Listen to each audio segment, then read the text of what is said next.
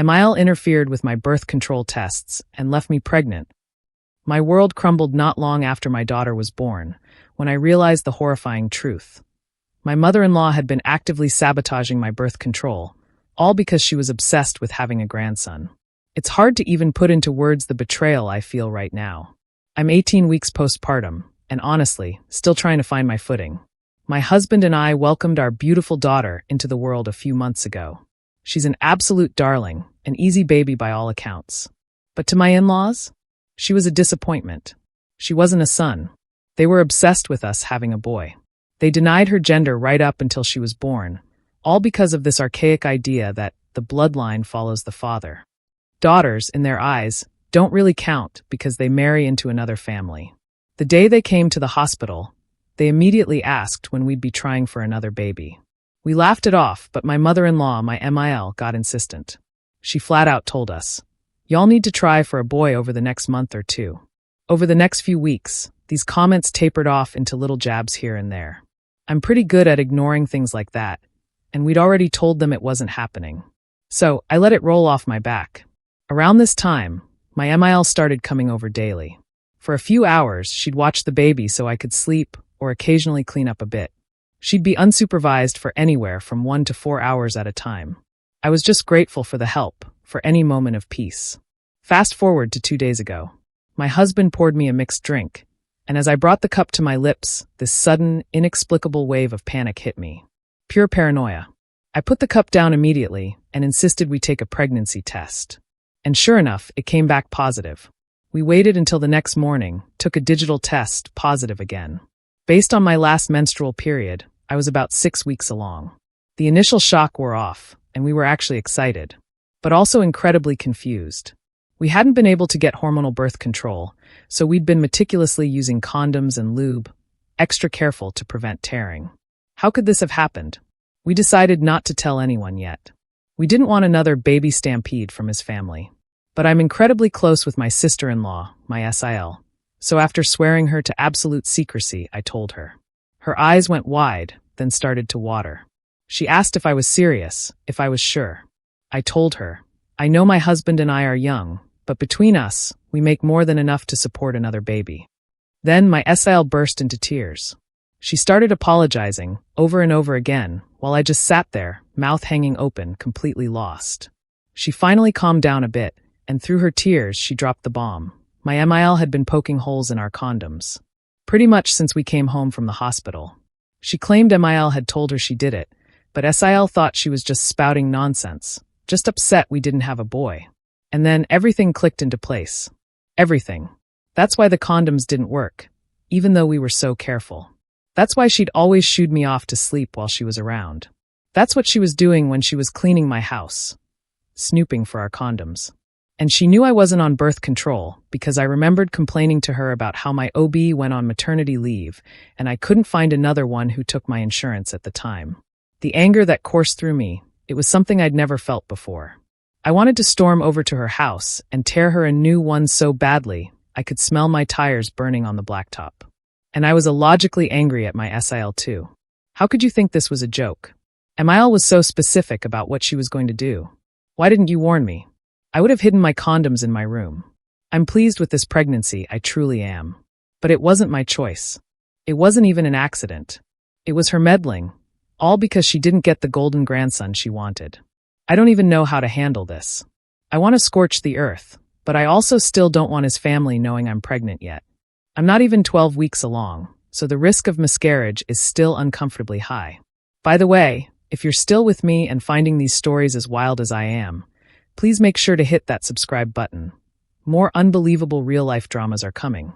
The only bright side of this whole nightmare is that it snatched my husband out of his mother's fog so violently, he's probably got whiplash.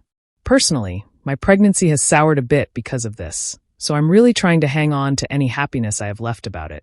I poured my heart out online, looking for advice. Everyone was furious, and rightly so. Many pointed out that what MIL did wasn't just meddling. It was reproductive coercion, assault. Sadly, in my state, it's not a crime for which she can go to jail. But that doesn't mean she gets away with it. So, here's the game plan.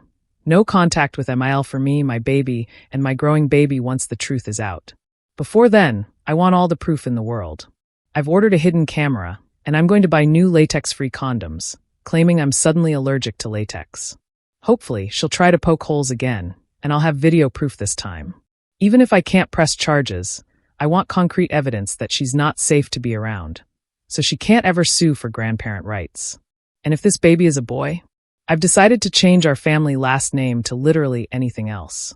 Because I'm a petty you-know-what, and since she wants to act this way over a stupid name, then nobody gets it. My husband is completely on board, ready to do whatever I decide. He's finally seen his mother for who she truly is. I'm not just protecting my children from her. I'm protecting them from the idea that her manipulation is okay. Our daughter will never hear that she wasn't good enough because she was a girl. This woman will never be allowed to brag about forcing our second child into existence. We are reclaiming our family, our choices, and our peace. This whole ordeal has been a whirlwind of emotions. If you've ever found yourself in a situation where family crossed an unforgivable line, or if you have Irish twins of your own, I'd love to hear your positive feedback or what you would have done in my place. Tell me what you think in the comments below. I really want to know. Now, for a completely different kind of family drama, but one that's just as jaw-dropping and heartbreaking. This next story is about a woman who discovered her fiancé was deeply, disturbingly obsessed with his own sister-in-law. Imagine planning your dream wedding, only to discover your fiancé isn't just secretly obsessed with another woman, but that woman is his brother's wife.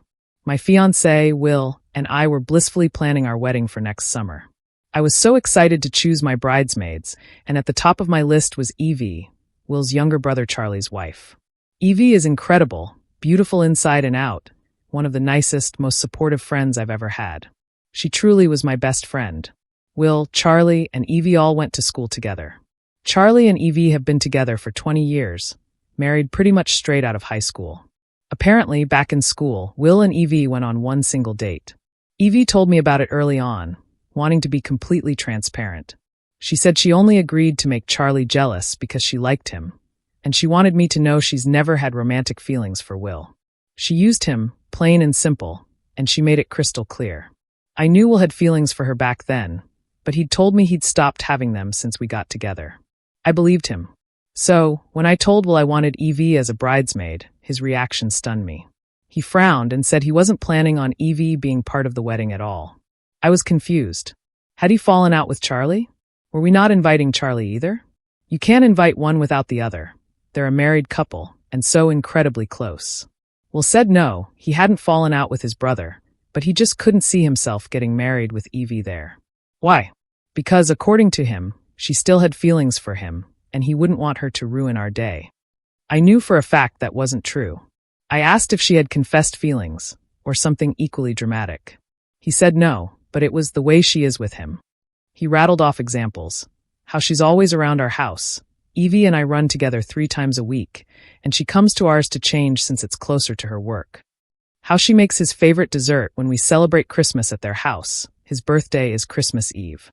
How she does little thoughtful things like dropping off baked goods, or takes an interest in his hobbies. The 3 of them support the same football team.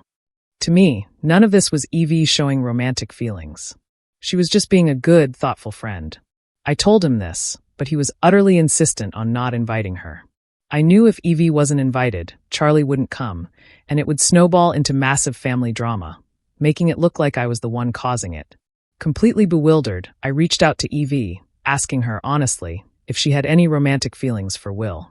At first, she laughed at the sheer absurdity of the idea. Then, her tone shifted. She admitted that until I met Will, he had made her profoundly uncomfortable, but it had lessened since we got together 2 years ago. She explained that Will used to make comments about how they were more suited than her and Charlie. He even used to send her drunk messages about how they belonged together. She told me Charlie knew about the messages, and they had pulled themselves away from Will during that period, only letting him back in when I started dating him. My heart was pounding. I asked her if he had sent anything like that since we'd been together. Evie went quiet. Then she said yes. He had sent her a message just last weekend, when Will, Charlie, and some friends had gone out drinking. She'd actually canceled on our run this week without giving me a reason, and it turns out she was avoiding Will. Charlie also hadn't been talking to his brother since that night because of the message. She sent me the message, and it was explicit. He told her he wished he was the father of her child. Evie is pregnant with their fourth child, not Charlie, and how he'd be a better dad than Charlie could ever be. I was reeling. I loved Will. He was so convinced Evie had feelings for him, when she'd made it crystal clear she didn't. I truly thought he'd moved on, but he was now actively harassing her again. I knew I had to confront him. I texted Evie and Charlie to let them know I was going to talk to Will, that his behavior needed to change. Charlie responded, wishing me luck and offering their house if I needed it. He even apologized for me having to go through this, admitting they shouldn't have stuck their heads in the sand about Will's obsession, hoping it would go away. Looking back, I should have brought this up after Evie first told me, but I'm incredibly non-confrontational and always try to avoid an argument. When Will came back from taking his mom to an appointment, he immediately asked if my talk was about Evie and the wedding. I said yes, and he sighed. He knew. The conversation was brutal. I told him I knew about the text. He denied it immediately, calling Evie a fantasist. But when I started reading the explicit message back to him, his tune quickly changed. He started apologizing, claiming it was just a moment of weakness, after Charlie had been showing off family vacation pictures, and someone had commented about Evie being out of Charlie's league, reminding Will he'd lost his chance. I asked him how he would feel if Charlie had been harassing my partner. He just lowered his head, mumbled he'd be upset, then added, "But Charlie doesn't deserve Evie." My jaw nearly dropped. I told him Evie wasn't an object to be given to whoever was deemed worthy. She chose Charlie, and that should have been enough. The fact that someone out there loves his brother for who he is and makes him happy should be enough. Will confessed he was just jealous of Charlie. Charlie had everything Will wanted. It wasn't fair because Will was the eldest. Charlie did better in school, was better at sports, was more successful because he pursued what he wanted while Will felt he had to do what his parents expected. Seeing Evie with Charlie was a constant, painful reminder of everything Charlie had that Will coveted. Then came the question that sealed our fate.